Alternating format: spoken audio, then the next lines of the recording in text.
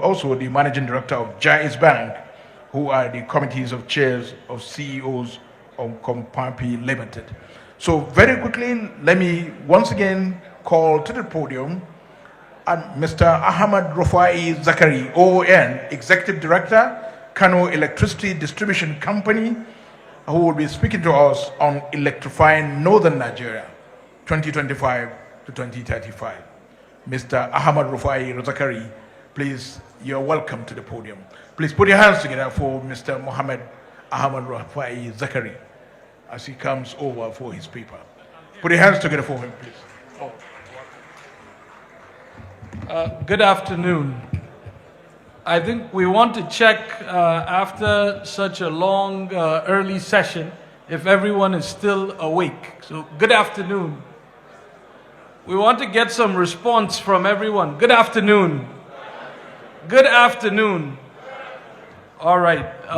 I'd like to stand on established protocols, but we would like to obviously recognize His Excellency Atiku Abubakar Bagudu for remaining here to go through some of the presentations, and our host state, we have His Excellency the Deputy Governor of Kano here as well, which we're very proud of because of all of the support that we receive. Obviously, the conveners of the event, we thank you for giving me an opportunity to speak about some of the challenges and opportunities that we have in electricity, particularly in northern Nigeria.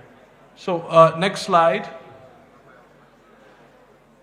I'll try to keep it targeted. We'll talk through the market structure, some of the risks, and some of the potential solutions. So if you go to slide 4. All right.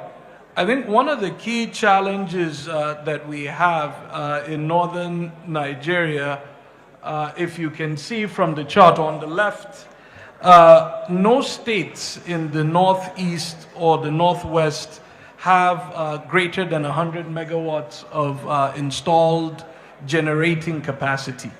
And aside from Niger and Kogi, you actually don't have any states in the north with greater than 100 megawatts of installed capacity. So the north is probably the biggest opportunity in the world in terms of investment opportunity in power, because as we speak, this is the largest population of unelectrified citizens anywhere in the world. So it is a challenge for us that are from the north, and particularly the state administrations, but it is also an opportunity. I think further exacerbated, the grid was built out in Nigeria to align to where the power plants were. So because we don't have many power plants in the north, a lot of the investment in the country on 330 kV lines and others were actually focused in the southern part of the country to be able to take the power out. So this double challenge presents risks and opportunities for us. If you go to the next slide, some of the problems have continued to be underinvestment that is leading to poor service quality and low commercial performance and financial viability. If you go to the next slide, I think one of the other issues is coordination of those investments. I'm proud to say that we are seeing changes in this. We recently had a session supported by Governor Abba Kabir Yusuf, Governor Dikko Radda, and Governor Umar Namadi from Kano, Katsina, and Jigawa, where they actually sent the speakers of the House of Representatives as well as the commissioners of power to meet with Kano Electricity Distribution Company and align our investment strategies with the state investment strategies. So we're beginning to see with the laws that are being passed, or the passage of the new electricity law by the Bola Ahmed Tinubu administration, we're seeing more involvement of the state governments, and this is a bellwether for better things to come. So if we go to the next slide, keep going. Okay, I think this is what I was saying is today we have the exclusive list, the concurrent list, and then obviously residual matters. Electricity as being on the conclusive list has further been strengthened by the passage of the 2023 electricity law. So if you go to the next slide, you can see that at this particular stage, states also have a part to play in setting up rules and laws in their respective jurisdictions to allow for increased investment opportunity. But we'll talk about some of the risks that come with that. So if you go to the slide 12, in terms of risks in this new market structure. So I think one of the things as Nigeria, and particularly northern Nigeria, that doesn't have much installed capacity and electricity infrastructure needs to focus on is this balancing act between a decentralized grid and a centralized grid. I think from an access perspective, decentralization is very good. But from an industrialization perspective, centralization is still important. No country in the world has ever industrialized on the back of small home solar solutions or distributed power that on a per kilowatt hour basis doesn't have economies of scale and can be quite expensive. So if you see, some of what we're advocating is we're seeing most of the larger markets in the world moving to centralized authorities. If you think about China, the US, and India, even Europe with the European power pool, everybody in different jurisdictions that has power in their domains can push it into a central repository and provide access. This is a driver for better investment. So in as much as there's a big push for decentralization, it has to be balanced with a keen eye to ensure that it doesn't make power too expensive and doesn't allow for economies of scale as we look at our market. So I'd like to show you an example, if you go to page 14, of some of the risks that we're talking about in terms of decentralization. So go to the next two slides, please.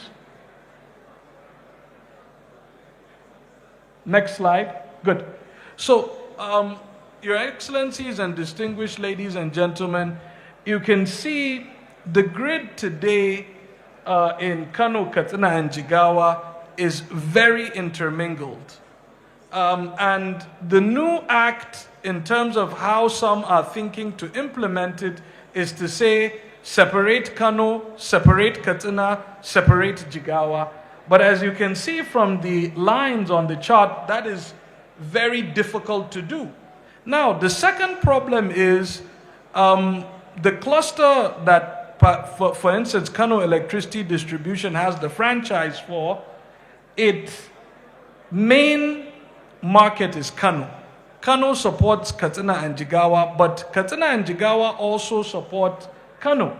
This shows you 98 instances over the past 8 months where the grid from Katsina and Jigawa has been used to support the Kano grid. Now, at the same time, Kano also helps Katsina and Jigawa, Your Excellency, because without Kano, electricity will be too expensive in Katsina and Jigawa. So there's a very good symbiotic relationship between the three, and I'm happy to say that with the cooperation of the three state governors and their state assemblies, we've actually had legislation passed that allows for Kano, Katsina, and Jigawa to be one joint electricity regulatory market in Nigeria. That will be the first joint electricity regulated market, and it will allow for better clarity on investment in our network. So if we continue along the next slide, briefly. Next slide. Okay, this is what we were talking about in terms of tariffs. Kano, Katsina, and Jigawa today, with the subsidy in the government, have 100 naira per kilowatt hour average tariff. If you removed Katsina and Jigawa from Kano, Kano would get marginally lower tariff at 93 naira. Katsina and Jigawa would have higher tariffs. But as we mentioned before, Kano will have a less resilient network if it removes Katsina and Jigawa from their market. So one of the things we're advocating is in northern Nigeria for us to be able to have more integrated markets, partner more, because we actually don't have a lot of installed capacity. If we separate all of our small electricity markets, it will be difficult for investment and it will be difficult for resilience. So if we go to the next slide.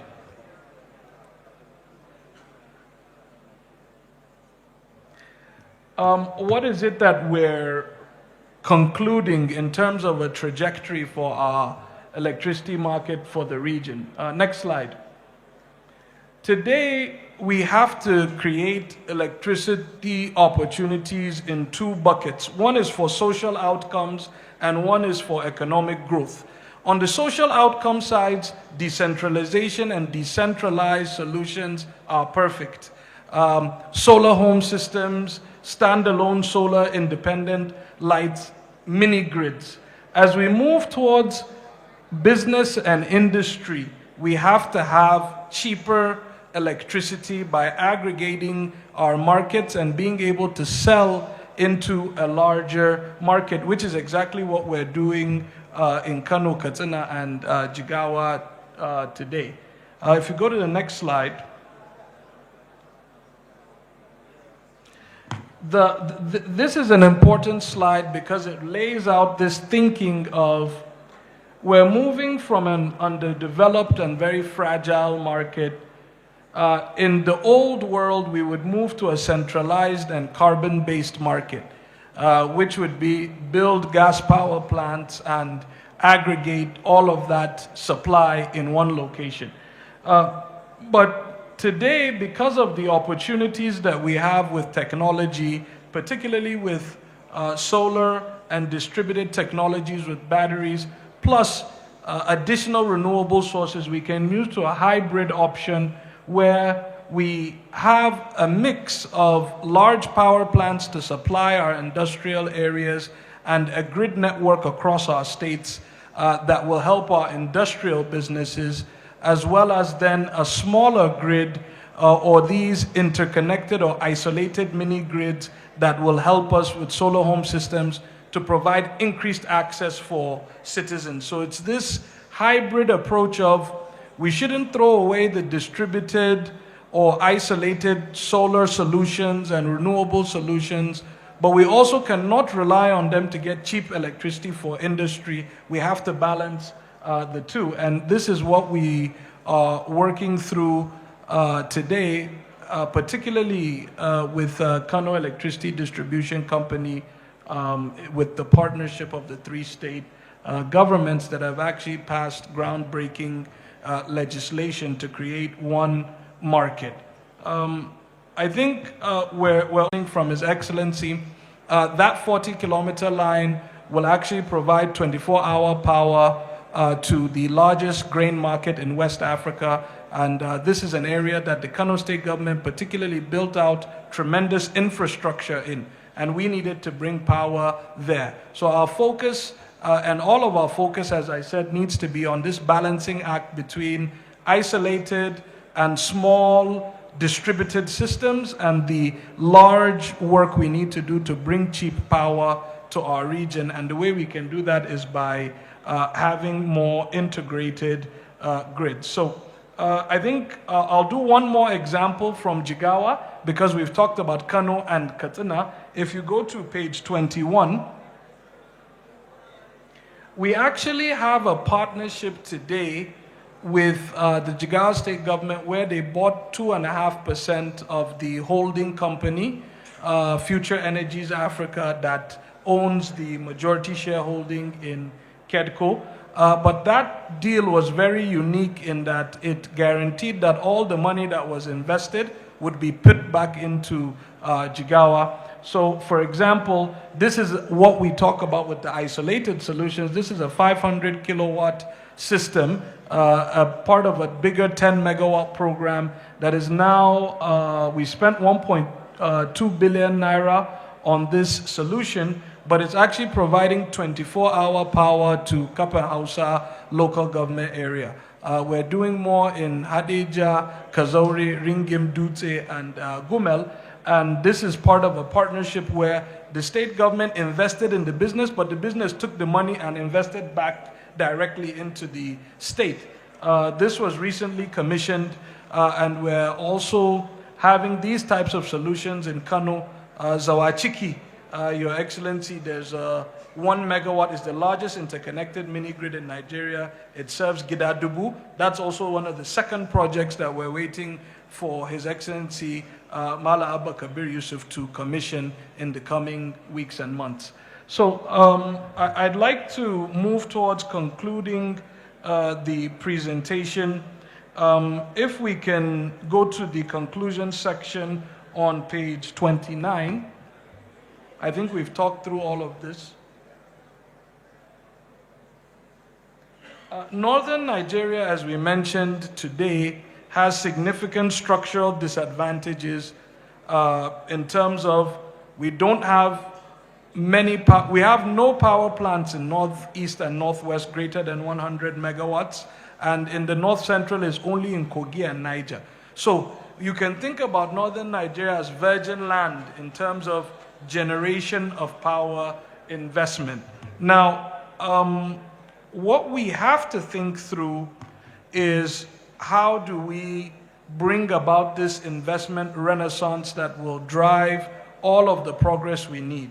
As I said, we're doing a lot of that work and piloting it with Kano Electricity, but regulation does not bring investment. Over-regulated markets actually chase away investment, and that is why state laws should be focused on investment attraction rather than control or punishment, at least in this early and nascent stage of the market. Electricity is a scale game. The three geopolitical zones need to partner to have pooled investments, a pool grid, and create economies of scale that will create cheaper energy. For example, Kano Electricity Distribution Company today is partnering with Datunkowa Dam in Gombe to buy some of their cheap hydro energy and push it into the Kano network. And this integration in the northern grid is important for us to continue to work. Decentralization is good for access, but as we said, we need coordinated, centralized sub-regional systems.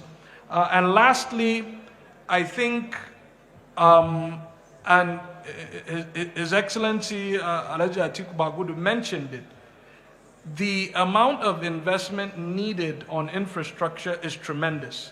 And the federal government is doing its part in setting a vision under the administration of Bola Ahmed Tinubu. The states are doing their part as well, and then we have private investors as well as DFIs. Everybody must chart together for us to be able to go through this challenge. But I'm glad to say that as a representative of the investor group in Kano Electricity, it is a good story taking a distressed asset that was under receivership to being one of the best performing distribution companies in Nigeria today, just over 20 months. It is a good story of local investment, but also it is a story of what we need to do to continue to expand and accelerate and grow. I'll close by saying I do not believe that there's any electricity market in Nigeria, in the world, talk less of Africa, better than the northern Nigerian electricity market, because as I've said, millions of people know electricity access today. This is the biggest game in town, and we'll continue to work with the conveners, the federal government, as well as our state governors to ensure that we can drive electrification and investment across our country. I thank you very much for your time.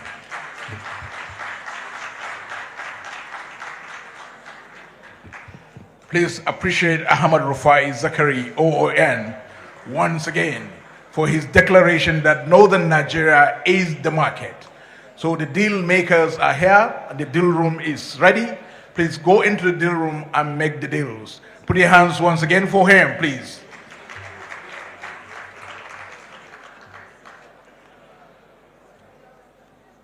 So like we said, I'm told lunch is ready.